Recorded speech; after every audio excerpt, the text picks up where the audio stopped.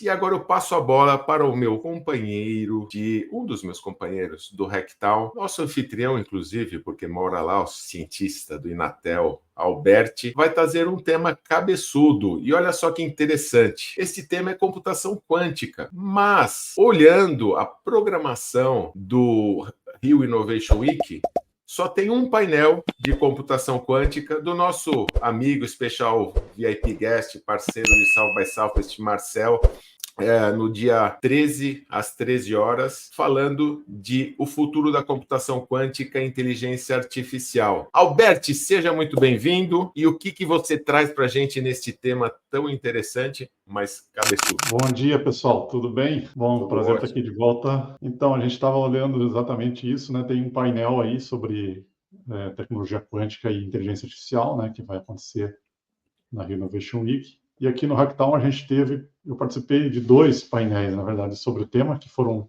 complementares, né? Um deles envolveu tecnologia de inteligência artificial também. Mas bacana, assim, na verdade, poderia ter mais coisa nesse tema, porque é um tema que muda tudo, né? A gente sabe que a computação quântica, na hora que ela se tornar, né, viável, ela traz grandes benefícios e também grandes riscos. Então, e a gente só não consegue fazer, por exemplo, certos ataques hoje porque não tem uma máquina quântica que suporta o algoritmo, mas o algoritmo já existe há bastante tempo. Então, do ponto de vista de problema, só estamos aguardando a construção da máquina, né? Falta construir. Mas interessante ver essa ponte com o IA, né? Existem trabalhos já que discutem isso de quantum machine learning, por exemplo, que é você fazer aprendizado de máquina numa máquina quântica. Mas, assim, eu vou comentar um pouco aqui sobre isso e vou trazer também um artigo que eu tive vendo nesse tema, inclusive saiu na semana passada, então é bem recente, um pouco antes do Hacktown, né? E uma coisa importante de diferenciar de todas as conversas que eu tenho tido nesse assunto é o que muda na computação quântica, né? O computador tradicional, ele funciona com corrente elétrica, né? Então, você tem transistores onde você tem a passagem de elétrons e, através do controle desse fluxo de elétrons, você faz os estados 0 e 1 do computador. Na computação quântica, é coisa muito diferente. Esse exemplo que eu vou trazer aqui, ele trabalha com spins, elétrons e de nêutrons e prótons no núcleo do átomo. Então, trabalha de uma forma muito diferente. E aí você tem, na verdade, informação que ela é representada através de estado de superposição. Você não sabe se a informação é 0 ou 1.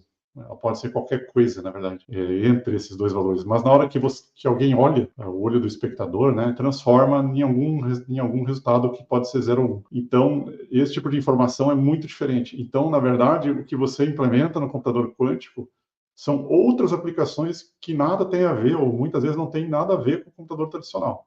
Até existem sombreamentos, mas, no geral, a aplicação que você implementa no computador quântico é muito diferente da aplicação que você implementa no computador tradicional. Vou só dar um exemplo, né, que é chamada de computação cega. Computação cega, o programa que roda no computador quântico, ele é desconhecido do observador, né? Então, numa rede quântica, você tem várias máquinas quânticas conectadas, né? Isso através de matéria ali, você está levando energia e está levando isso através da matéria ou através do espaço, né? Você conecta, então, esses estados quânticos e distribui eles numa rede. Então, na verdade, você não sabe o que existe ali, qual é a informação que está guardada. Então, depende de quem olha, né? Isso é totalmente diferente. E esse computador permite rodar o que se chama de computação cega, ou seja, um algoritmo que está rodando e que ninguém sabe o que é. E se olhar, destrói o programa. Então, assim, são coisas que, do ponto de vista de segurança, são completamente novas. Você jamais vai conseguir rodar isso numa máquina tradicional. E o artigo que eu estou estudando ele, na verdade, comecei a estudar ele agora, ele é um artigo do MIT, tem autores também de outros lugares, inclusive da QTech da Holanda. E a grande inovação desse artigo, né, é a forma com que são conectados os dispositivos que permitem criar esses estados quânticos a um chip CMOS, né, de tecnologia CMOS, que permite conectar 10 mil núcleos onde você tem os qubits, ou seja, as informações quânticas são criadas. Então, 10 mil é um número muito alto, perto do que existe hoje, e a principal contribuição desse artigo é justamente na escalabilidade, né? na possibilidade de criar máquinas mais capazes, né? Existem alguns estudos que falam que para você, por exemplo, ter o Quantum Day, né, que é o dia onde você vai ter máquinas capazes de quebrar, por exemplo, a criptografia tradicional, e o algoritmo já é conhecido, como eu disse, precisa na ordem de 1 milhão, alguns milhões de qubits. E essa máquina já consegue fazer 10 mil, então ela está avançando bastante nessa direção, né? Como que eles constroem esses núcleos onde você tem, então, o estado quântico em spin de elétrons e de prótons e nêutrons? É através de diamante artificial, né?